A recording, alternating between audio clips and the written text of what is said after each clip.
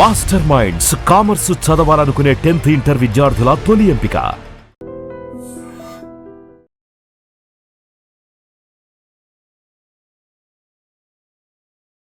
I dream ప్రేక్షకులకు నమస్తే. నేను ఉదయశ్రీ. ప్రెసెంట్ మనతో పాటు స్టూడియోలో డాక్టర్ రాజేష్ పాఠి గారు ఉన్నారు. Senior surgical neuro surgeon, skull base and neurovascular surgeon.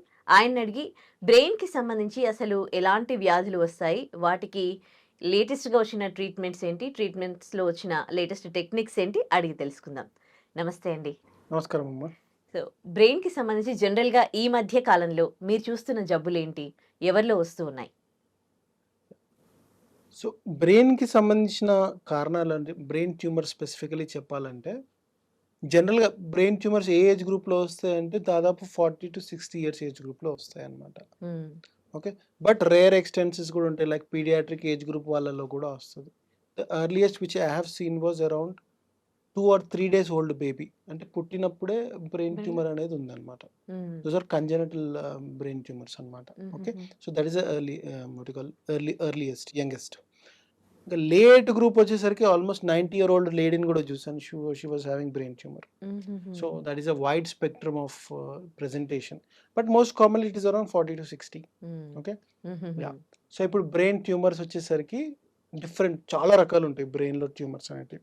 కొన్ని బినైన్ ఉంటాయి, కొన్ని మ్యాలిగ్నెంట్ అంటే క్యాన్సరస్ ట్యూమర్స్ అనమాట. సో బినైన్ ట్యూమర్స్, బినైన్ అంటే non cancerous brain tumours. So benign ట్యూమర్స్కి జనరల్గా సర్జరీ చేస్తాం అనమాట, అంటే రెండింటికి సర్జరీ చేస్తాము. బట్ బినైన్ ట్యూమర్స్లో రీఅకరెన్స్ రేట్ అంటే మళ్ళీ వచ్చే పర్సంటేజ్ అనేది తక్కువ ఉంటుంది. సో పేషెంట్కి క్లియర్గా మనం వీ కెన్ అష్యూర్ అమ్మా సర్జరీ చేస్తాము, ఏమి కాదు, your be absolutely fine. But కొన్ని మ్యాలిగ్నెంట్ అంటే క్యాన్సరస్ ట్యూమర్స్ ఉంటాయి అనమాట. సో ఈ క్యాన్సరస్ ట్యూమర్సే ప్రాబ్లమాటిక్ గ్రూప్ అనమాట. అండ్ మోస్ట్లీ ఇప్పుడు బ్రెయిన్ ట్యూమర్స్ 100% అనుకోండి, around 60 to 70% will be benign, ఒక 30 to 40% విల్ బి మ్యాలిగ్నెంట్ అనమాట. So malignant is entirely different ball game. Okay, ఇప్పుడు మన బ్రెయిన్ ట్యూమర్స్లో లొకేషన్ బట్టి డిఫరెంట్ సిమ్టమ్స్ వస్తాయి. బ్రెయిన్ ట్యూమర్ యొక్క లొకేషన్ అంటే బ్రెయిన్లో ఎక్కడ ఉందనే దాన్ని బట్టి డిఫరెంట్ సిమ్టమ్స్ వస్తాయి. కొన్ని మోస్ట్ కామన్గా చెప్తాను మీకు. Okay, for suppose brain tumour ఇక్కడ లోపల ఆస్పెక్ట్లో ఇక్కడ ఉందనుకోండి, దాన్ని olfactory meningiomas or olfactory tumours అంటారు. ఆల్ఫాక్టరీ అంటే బేసికలీ మన స్మెల్కి సంబంధించిన సెన్సేషన్స్ని క్యారీ చేస్తుంది అనమాట. సో ఆ రీజన్లో ట్యూమర్ వస్తే సెన్సేషన్ ఆఫ్ స్మెల్ అనేది పోతుంది. దాంతోపాటు headache is standard. Headache almost every brain tumour will have headache with somewhat vomitings. Headache brain tumour. So హెడేక్తో పాటు loss of smell sensation, and this will happen over a period of years. అది olfactory tumours అనమాట. ఇంకా దానికంటే వెనకకి వెళ్తాయి అంటే కంటి నరంకి రిలేటెడ్ ట్యూమర్స్. ఆబ్వియస్లీ కంటి నరంకి రిలేటెడ్ ట్యూమర్స్ అంటే ఏమవుతాయి, ఐదర్ కంటి నరం నుంచి వచ్చే ట్యూమర్స్ ఆర్ కంటి నరంని ప్రెస్ చేసే ట్యూమర్స్. సో కంటి నరం నుంచి వచ్చే ట్యూమర్కి ఇనీషియల్గానే విజన్ లాస్ ఉంటుంది, అంటే కనపడదు. నెక్స్ట్ సినారియోస్ కంటి నరంని ప్రెస్ చేసే ట్యూమర్.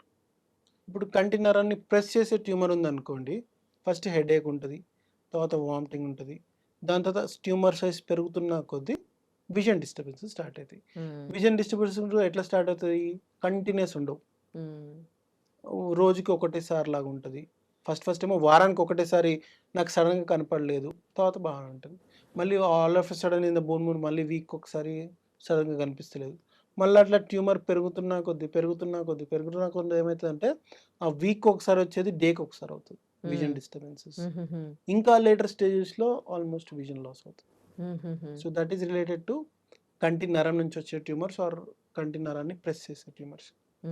నెక్స్ట్ ఇంకొకటి మనకి గ్రోత్ అంటారు, పిట్యూటరీ గ్రంథం అని ఉంటుంది, పైనియల్ గ్లాండ్ అని, పిట్యూటరీ గ్లాండ్ అని. సో ఆ పిట్యూటరీ గ్లాండ్ నుంచి కూడా ట్యూమర్స్ వస్తాయి అనమాట. సో ఈ పిట్యూటరీ గ్లాండ్ నుంచి వచ్చే ట్యూమర్స్ చాలా పెక్యులర్గా ఉంటాయి. Functioning tumours, non functioning tumours అంటారు అనమాట. ఫంక్షనింగ్ ట్యూమర్స్ అంటే ఏంటి, అవి హార్మోన్స్ని సెక్రెట్ చేస్తాయి. సో హార్మోన్స్ని సెక్రెట్ చేయడం వల్ల ఏమవుతుంది, దాని ఎఫెక్ట్స్ అన్నీ కనపడతాయి. ఫర్ సపోజ్ ఎక్సెసివ్ మెన్సెస్ అవ్వడము, ఎక్సెసివ్ బ్లీడింగ్ అవ్వడము, పింపుల్స్ రావడము, అలాంటివి. అది one category. Second category excessive growth hormone release అవుతుంది. ఎక్సెసివ్ గ్రోత్ హార్మోన్ రిలీజ్ అవుతుంది అంటే ఏంటి, he will become tall, his face will become wider, his hands will become, hands కూడా లావ్ అవుతాయి, ఫీట్ లావ్ ఉంటుంది, వాయిస్ చేంజ్ అవుతుంది, ఈ నేజల్ బోన్స్ పెద్దగా అవుతాయి. అంటే పేషెంట్ని చూస్తేనే చెప్పేయచ్చు, ఓకే ఈయనకి గ్రోత్ హార్మోన్ ఎక్సెస్ ఉంది అని. సో అలాంటిది. సెకండ్ సిమ్టమ్స్ వచ్చేసరికి కార్టిసోల్, ఏదైతే స్ట్రెస్ హార్మోన్ ఉంటుంది, ఆ స్ట్రెస్ హార్మోన్ సెక్రేటింగ్ ట్యూమర్ ఉంటుంది. దానివల్ల ఏమవుతుంది, కార్టిసోల్ బాడీలో ఎక్కువ అయిపోయి కుషింగ్స్ డిజీజ్ అంటారు అనమాట. అంటే ఒబేసిటీ పెరగడము, ఇక్కడ అంటే మనకు ప్రెగ్నెన్సీలో ఎట్లయితే గీతలు వస్తాయి చూడండి, అలా వస్తుంది. ప్లస్ బాడీ అంతా ఒబేస్ అవుతుంది, వాకింగ్ డిఫికల్టీ. పేషెంట్ని చూస్తే, ఇది కూడా క్లాసికల్, పేషెంట్ని చూస్తే చెప్పగలుగుతాం. సో ఇవి pituitary tumours, functioning pituitary tumours. Next is non functioning. Non functioning వల్ల ఎక్కువ డిస్టర్బెన్స్ ఏమి ఉండదు, because those are not secreting the hormones. దానివల్ల మళ్ళీ హెడేక్, విజన్ డిస్టర్బెన్స్ ఇలాంటివి ఉంటాయి. సో అవి పిట్యూటరీ ట్యూమర్స్ అనమాట. నెక్స్ట్ ఇంకా కొంచెం వెనక్కి వస్తే మనకి ఫేస్ యొక్క ట్రైజెమినల్ నర్వ్ అంటారు అనమాట. దానికి రిలేటెడ్ ట్యూమర్స్ వస్తే ఫేస్ యొక్క సెన్సేషన్స్ అనేది పోవడం. అంటే he can clearly tell, sir ఇక్కడ సైడ్ నాకు సెన్సేషన్ తెలుస్తలేదు, ఇక్కడ సైడ్ తెలుస్తుంది అని. చూయింగ్ డిఫికల్టీ వస్తుంది, అంటే నమలలేకపోవడం, అలాంటివి. ఇంకా కొంచెం వెనక్కు వస్తాయి, అంటే లైక్ ఫర్ సపోజ్ హియరింగ్, అంటే మనకు వినపడే నరం ఉంటుంది చూడండి, దాని నుంచి అరైజ్ అయితే వెస్టిబులర్ శ్వానోమాస్ అంటారు వాటిని. దానివల్ల ఏమవుతుందంటే హియరింగ్ లాస్తో పాటు ఫేషియల్ సెన్సేషన్ అనేది తగ్గడం వస్తుంది అనమాట. ఈ సిపి యాంగిల్ ఏదైతే వెస్టిబులర్ శ్వానోమా అన్నాను కదా, అది చాలా కామన్. ఓకే, జనరల్గా మోస్ట్ కామన్గా పేషెంట్స్ ఎట్లా ప్రజెంట్ అవుతారంటే, సార్ నాకు చెవు వినపడతలేదు, దాని తర్వాత ఇంకా ట్యూమర్ సైజ్ ఇంకా పెరుగుతున్నప్పుడు హెడేక్, తూలడము ఇలాంటివి వస్తాయి. అదే పేషెంట్ని మేము రెట్రోస్పెక్టివ్లో అడుగుతాం, ఎప్పటి నుంచి వినపడతలేదమ్మా అంటాం. దాదాపు 3-4 ఇయర్స్ అంటాడు. అమ్మ మరి 3-4 ఇయర్స్ నుంచి వినపడకపోతే నువ్వు ఏం చేస్తున్నావు అంటే, ఇంకో చెవు ఉంది కదా దాంతో అయిపోతుంది అంటారు.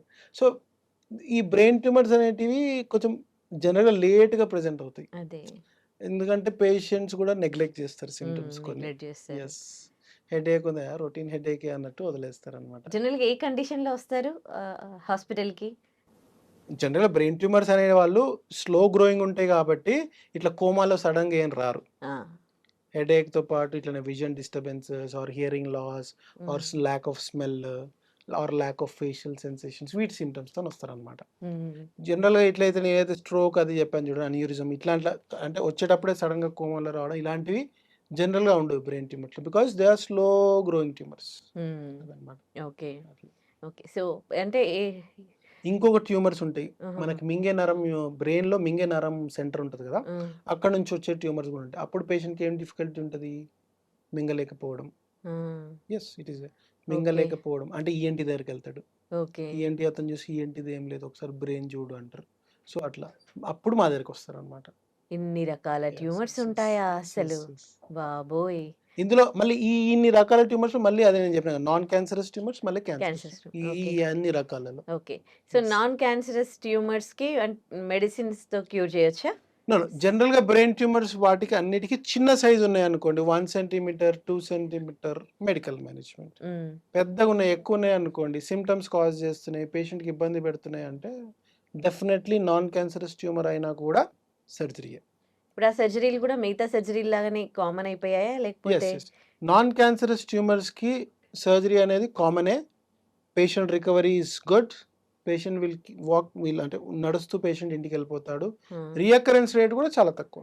ఓకే, ఈ క్యాన్సరస్ ట్యూమర్స్ అంటే క్యాన్సర్ అంటేనే అసలు సెకండ్ థర్డ్ వరకు మనం సర్వైవ్ అవ్వచ్చు, కానీ ఫోర్త్ వెళ్ళిందంటే ఇంకా కష్టం. అలాంటిది బ్రెయిన్ లో క్యాన్సర్ అని అంటే ఇంకా అట్లాంటి కేసెస్లో ఎట్లా ఉంటుంది సిచ్యువేషన్? ఇప్పుడు ఇదే ఏరియాస్లో వచ్చే క్యాన్సరస్ ట్యూమర్స్ గురించి మాట్లాడదాము. సో క్యాన్సరస్ ట్యూమర్స్కి వచ్చేసరికి ఎంటైర్లీ డిఫరెంట్ బాల్ గేమ్ ఉంటుంది అనమాట.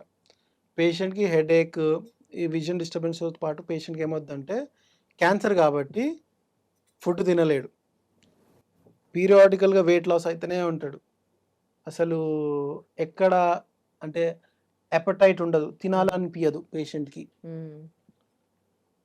So over a period of time తెలిసిపోతుంది పేషెంట్, అంటే వాళ్ళ ఫ్యామిలీ మెంబర్సే చెప్పేస్తారు, మా డాడీకి ఆర్ మా మమ్మీకి సంథింగ్ ఈజ్ గోయింగ్ రాంగ్ అన్న ఫీచర్స్ వచ్చేస్తాయి. రీసెంట్గా నేను ఒక పేషెంట్ ఆపరేట్ చేశాను, 50-year-old. సో వచ్చాడు, క్యాన్సరస్ ట్యూమర్ అని వచ్చింది. అంటే హిస్ ఫ్యామిలీ మెంబర్స్ వర్ నోటీసింగ్ సార్ 6 మంత్స్ నుంచి ఇట్లా డిఫరెన్స్ వస్తుంది, వెయిట్ చాలా తగ్గిపోయినాడు సార్, అస్సలు తింటలేడు, ఇవన్నీ ఉంటాయి. సో ఇప్పుడు క్యాన్సరస్ ట్యూమర్స్కి వచ్చేసరికి డెఫినెట్లీ సర్జరీయే. కొన్ని ఏరియాస్ ఆఫ్ బ్రెయిన్ ఉంటాయి where surgery is not possible, దానికి రేడియేషన్ వెళ్తాం డైరెక్ట్. బట్ జనరల్గా క్యాన్సరస్ ట్యూమర్స్కి కూడా సర్జరీ చేస్తాము. అండ్ మీరు చెప్పినట్టు grade 1 grade 2 tumours are good. Grade 3 grade 4 tumour వచ్చేసరికి కొంచెం లైఫ్ ఎక్స్పెక్టెన్సీ కూడా తగ్గుతుంది. పేషెంట్ సర్జరీ తర్వాత అంటే అంత సాటిస్ఫాక్టరీగా రికవరీ కారు, రికవర్ అయినా కూడా 6 మంత్స్ 1 ఇయర్లో మళ్ళీ ట్యూమర్ పెరుగుతుంది. సో ఇలాంటిది. Grade 1 grade 2 tumours they behave good, okay, life expectancy కూడా పర్వాలేదు, బాగానే ఉంటుంది. ఎట్లా చేస్తారు ట్రీట్మెంట్ లో? ఏమైనా లేటెస్ట్ టెక్నిక్స్ ఏమైనా వచ్చాయి? లేటెస్ట్ టెక్నిక్ ఉన్నాయి. బట్ ఇంకో విషయం I want to add, okay. ఇప్పుడు బ్రెయిన్లో క్యాన్సరస్ ట్యూమర్ ఉన్నప్పుడు పెట్ స్కాన్ చేయిస్తాం అనమాట. ఒకవేళ బ్రెయిన్లో ఒక్కటే దగ్గర ఉందంటే దెన్ పర్వాలేదు, మంచిగానే ఉంటుంది కోర్స్. ఇప్పుడు బ్రెయిన్లో కాకుండా ఇంకా డిస్టెంట్ ఆర్గన్లో కూడా స్ప్రెడ్ అయింది అనుకోండి, అప్పుడు that is worst case scenario. Okay. అంటే అప్పుడు ఇంకా రికవరీ అంత ఎక్స్పెక్ట్ చేయలేం. Hardly Okay. 6 months to 1 year is expectancies. Okay. ఇప్పుడు లేటెస్ట్ అడ్వాన్సెస్ ఏమొచ్చినాయంటే, ఇంతకుముందు బ్రెయిన్ ట్యూమర్ సర్జరీస్కి ఏం చేసేవాళ్ళు, ట్రెడిషనల్గా ఇలా ఓపెన్ చేసేసుకొని పెద్ద ఫ్లాప్ తీసి బోన్ డ్రిల్ చేసి మజిల్ని సపరేట్ చేసి బ్రెయిన్ని రిట్రాక్ట్ అంటే బ్రెయిన్ని కొంచెం ప్రెస్ మూవ్ చేసి ట్యూమర్ దగ్గరికి వెళ్తుండే అనమాట. ఇప్పుడు లేటెస్ట్గా ఏమొచ్చాయి, లేటెస్ట్గా ఏమున్నాయి, there is no need to have a bigger incisions. పెద్ద పెద్ద ఇన్సిషన్స్ అవసరం లేదు, చిన్న చిన్న ఐబ్రో ఇన్సిషన్స్ ఉంటాయి. చిన్న ఇన్సిషన్స్తో కూడా ఎండోస్కోపీ పెట్టేసి బ్రెయిన్ ట్యూమర్ తీసేయచ్చు. చిన్న స్కార్లెస్, రేట్ ఎట్లా ఉందో? Almost scarless. ఇప్పుడు నేను చెప్పాను కదా ఆల్ఫాక్టరీ అదే. గ్రోత్ ట్యూమర్స్ అని, ఐబాల్ రిలేటెడ్ ట్యూమర్స్ అని, వాటికి ఈ అప్రోచ్ చేయొచ్చు. ఇప్పుడు వెనక భాగం ట్యూమర్స్ కూడా చిన్నగా ఇట్లా ఓపెన్ చేసేసుకొని మళ్ళీ స్కోపీ పంపించేసేసి లేటెస్ట్గా నావిగేషన్ సిస్టమ్స్ ఉంటాయి, ఎండోస్కోపీ సిస్టమ్స్ ఉంటాయి. అంటే those gadgets have made work easier, flexible and better recovery for the patients. Okay. Success rate కూడా బాగుంది. Success rate obviously it will be good. Right. Cancerous tumours ని I'm Yeah, not including it. Okay. Right. So ఫైనల్గా ఇలాంటివి కొంచెం neglect చేస్తూ ఉంటారు ఈ pains వచ్చినప్పుడు. మీరు కొన్ని పాయింట్స్ అండ్ సిమ్టమ్స్ కూడా చెప్పారు. సో హెడేక్ విషయంలో అండ్ బ్రెయిన్ ట్యూమర్స్ విషయంలో మనకి ఇట్లా ఇయర్లీ అట్లా టెస్ట్లు చేసుకోవడానికి ఏమైనా ఉంటుందా? ఎవరికి అవసరం అని అంటారు వాళ్ళు? జనరల్గా ఎవరికైతే ఫ్యామిలియల్ హిస్టరీ ఉంటుంది, అంటే father or mother having brain tumours or strokes, వీళ్ళకి మోర్ దెన్ 35-40 ఇయర్స్ వచ్చినప్పుడు రెగ్యులర్గా annually or biannually or 2 ఇయర్స్కి ఒకసారి కొంచెం స్కాన్స్ చేయించుకుంటే బెటర్. లేదు ఇలాంటి సిమ్టమ్స్ హెడేక్ ఫ్రీక్వెంట్గా వస్తున్నాయి అనుకుంటే it is better, definitely they get it done. And జనరల్గా బ్రెయిన్ యొక్క కండిషన్స్ అనేటివి ఎంఆర్ఐ స్కాన్లోనే బయటపడతాయి. సిటీ స్కాన్లో చాలా పెద్దగా ఉంటేనే బయటపడతాయి. జనరల్గా సిటీ స్కాన్ చేసి నార్మల్ ఉంది అని చెప్పడానికి కూడా లేదు. MRI is best. ఎంఆర్ఐ కూడా ఊరికే చేయించుకోవద్దు అంటారు కదా? CT is radiation, MRI is not radiation. CT ఊరికే చేయించొద్దు, MRI is not radiation. MRI ఎన్నిసార్లు చేయించుకోవచ్చు, ఏం కాదు. That is also people ask this question to me, MRI radiation కదా సార్ అని. ఎంఆర్ఐ రేడియేషన్ కాదు, ఎంఆర్ఐ ఎన్నిసార్లు చేయించుకోవచ్చు. ఇన్ఫాక్ట్ ప్రెగ్నెంట్ వాళ్ళకు కూడా ఎంఆర్ఐ చేస్తారు. ఎందుకు? నాట్ రేడియేషన్, బేబీ కూడా ఏం కాదు. సో ఎంఆర్ఐ ఎన్నిసార్లు చేయించుకోవచ్చు, ప్రాబ్లం లేదు. సిటీ స్కాన్ మాత్రం ఎక్కువ చేయించుకోవద్దు, సిటీలు ఎక్స్రేలు మాత్రం ఎక్కువ చేయించుకోవద్దు, because those will have radiation. Right. Thank you so much for the information. Thank you అమ్మా, థ్యాంక్ యూ.